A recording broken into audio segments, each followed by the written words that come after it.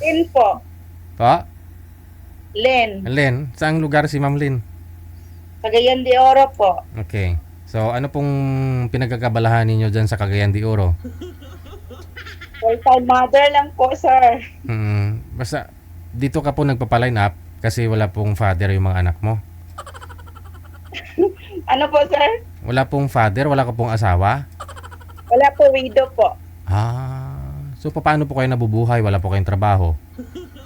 May trabaho na po, dalawa kong anak. Dalaga po.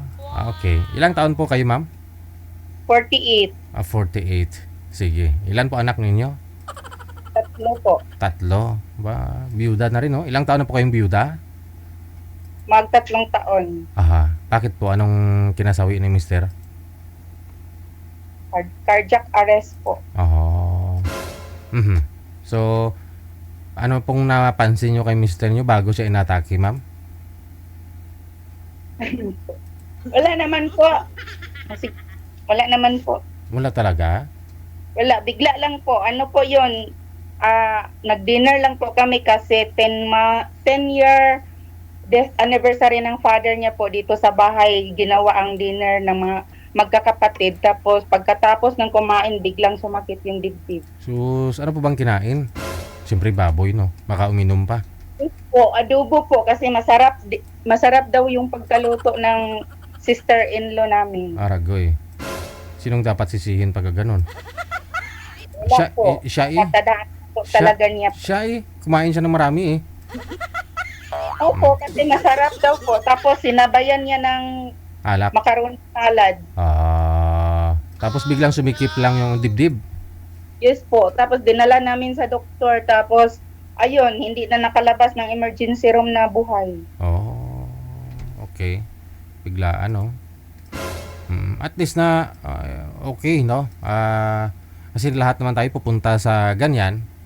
Mawala din tayo dito sa mundo. No? Pero ganyang sitwasyon na namatay ho si mister mo, hindi na ho siya nahirapan, biglaan ba? No? Biglaan nga po. Masaya nga po siya sa last na time po. Kasi nag-video po siya kasi nag-start po siya mag-vlogging. Nag-start na sana siya na mag-jogging? Hindi, mag-vlog po.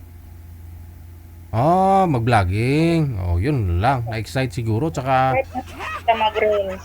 Tapos masaya po siya. Nag-video po siya sa mga pagkain sa misa na nakahanda. Ayun lang. Tapos pagkatapos kumain, biglang pumasok sa kwarto at sumikip yung dibdib. Ay naalala tuloy ako. Mahilig mag-video sa mga pagkain bago kainin, videohin. No? Namatay na rin po yun. Namatay na rin. Okay. So sa 3 years, nabiyuda, hindi pa kayo nagka-boyfriend? Hindi pa po. Ano naman pong hanap mo sa isang lalaki? Yung mabait po, responsable, tapos hindi nang nananakit. Yung mister nyo, okay naman ho sana yun. Mabait naman, hindi naman nananakit. Yes po, sobrang mabait po yun. Yun lang. Ayun nga sabi nila, pag sobrang bait ng isang tao, dadaling ko kukunin ni Lord. Pinaliguan pa nga po ako at binhisan po bago namatay. Sabay kayo maligo? Hindi po, ako lang po. Nung hapon, mga 4:30 ng hapon po. Tapos? Naligo ako para pagdating ng mga kapatid po niya, hindi po, mainit sa panahon. Naligo ako tapos nagpabukas lang po ako ng shampoo. Tapos yun, natuloy-tuloy, pinaliguan niya ako tapos binihisan.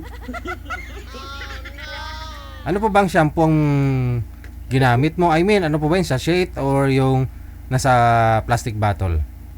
Hindi, sachet po. Kasi nagtatulong po ako magbukas. Ano ginawa niya? Ginanon niya? Or ginanon? Oo, kinagat po niya. Tapos, yun lang.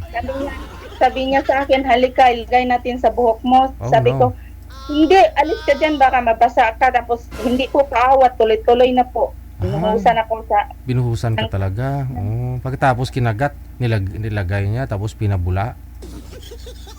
Yes po. Tapos binanlawan. Yes po. Tapos tuloy-tuloy na po. Tapos sabi niya, anong isusuot mo? Ako na magsuot. Yun. Baka ho napagod lang buong araw. Siyempre, preparation no? Darating ho yung mga hipag, no? Yes po. Si ano siya, linis ng bahay. Yun siguro.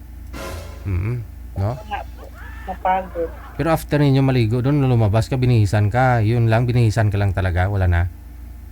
Yun lang po, kasi hapon na po, mag alas 5 na po ng hapon. Tapos sabi ko, pasyal mo na ako doon sa kabilang bahay, sa mama ko po. Oh. Sabi ko, tawagan lang ako kung darating na po yung mga kapatid niya. Okay. Sige. So, ano na? Saan nga po kayo, ma'am? Iba Ecija? Cagayan de Oro po. Cagayan de Mindanao. Oro. Si Dio, no?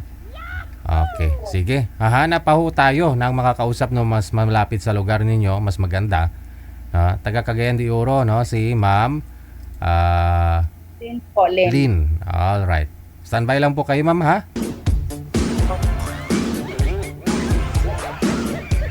Basta ho mabait, madali kukunin ni Lord. Kaya ho, mula ngayon, wag na po kayo masyado magpakabait, ha?